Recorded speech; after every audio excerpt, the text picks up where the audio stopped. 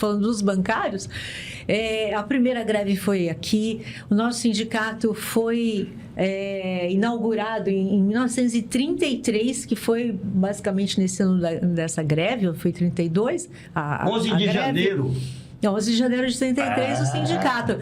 E aqui se constituiu, os bancários conquistaram as 6 horas, né?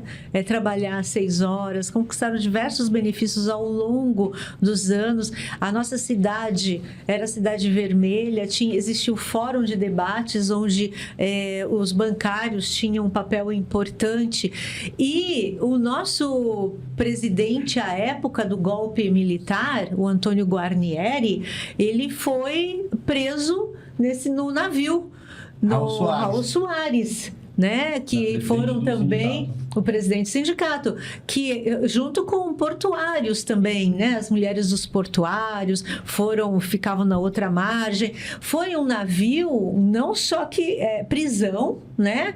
Era da Marinha, requisitou, ele foi comprado da Inglaterra, mas e já estava ancorado no Rio de Janeiro. No Rio de Janeiro. E foi rebocado para cá. Ele foi adquirido, ele era um navio mercantil de uma empresa privada.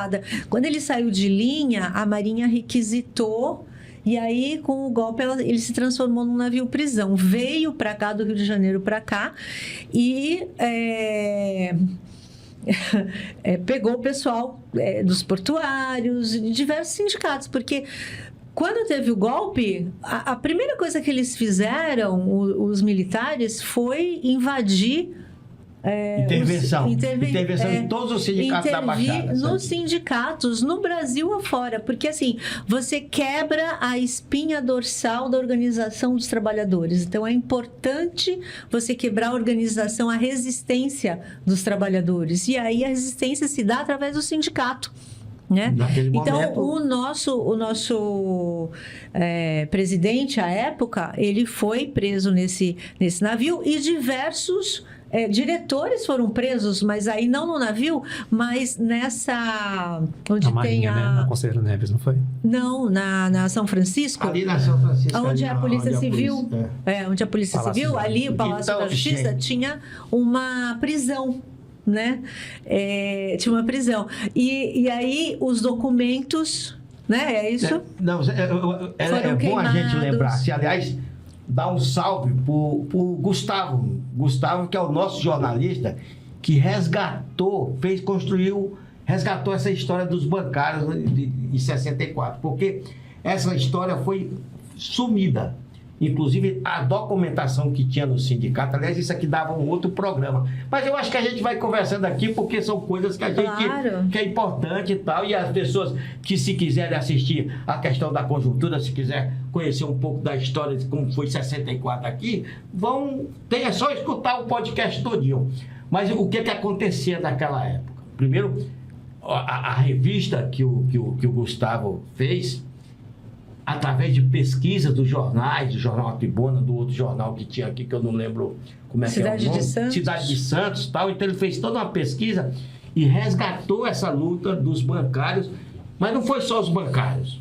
O movimento sindical da Baixada Santista, aliás, essa cidade era chamada Cidade Vermelha.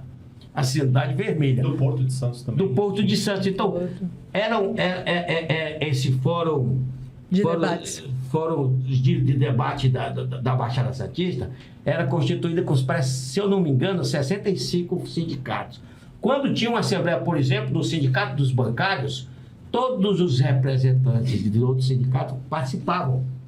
Existiam greve de solidariedade, por exemplo, uma das coisas antes de 64, a greve dos enfermeiros aqui na Baixada Santista, aqui em Santos, paralisou todos eu acho que eu estou falando demais, né? Mas essa história é muito importante a gente resgatar, viu, gente? Então, todos os trabalhadores pararam em solidariedade. E aí, o que acontecia? O governo, que naquela época ainda era no Rio de Janeiro, o governo central, o federal era no Rio de Janeiro.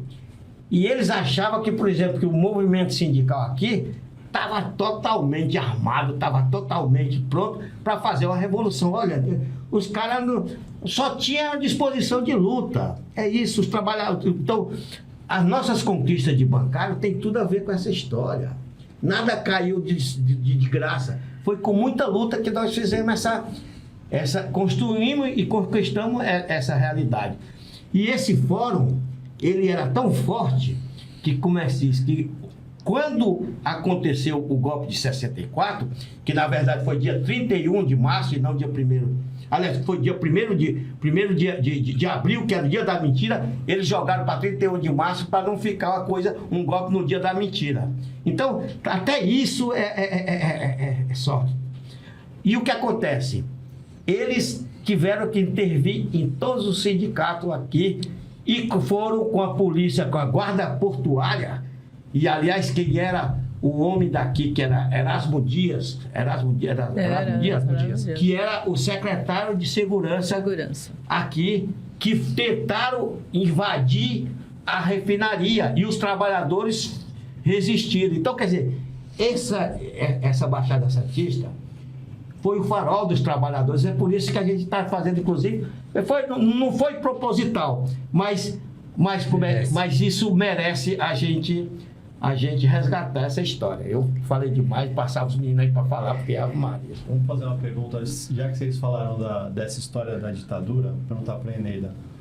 Como é que é hoje, quando você ouve alguém falar assim, na ditadura que era bom, não tinha essa baderna, essa vadiagem, como é que você sente isso? Alguém alienado, né? Ou alguém que não viveu isso, né? Não viveu aquela época, sabe, por historinha, ou quem não conheceu ninguém, ou uma pessoa completamente alienada, como tem hoje. As pessoas que não sabem se posicionar, o que acontece, na verdade, na realidade. Que, com certeza, naquela época, os militares e a polícia sumiam com as pessoas, né? Matavam as pessoas, assassinavam as pessoas, mas isso não era público.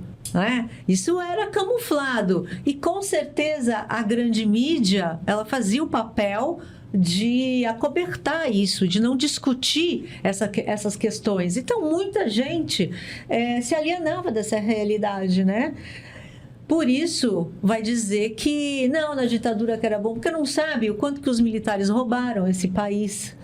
Acha que militar é probo, né? Porque militar é probo, porque não teve... O Cid que o diga, né? O Cid. O Cid.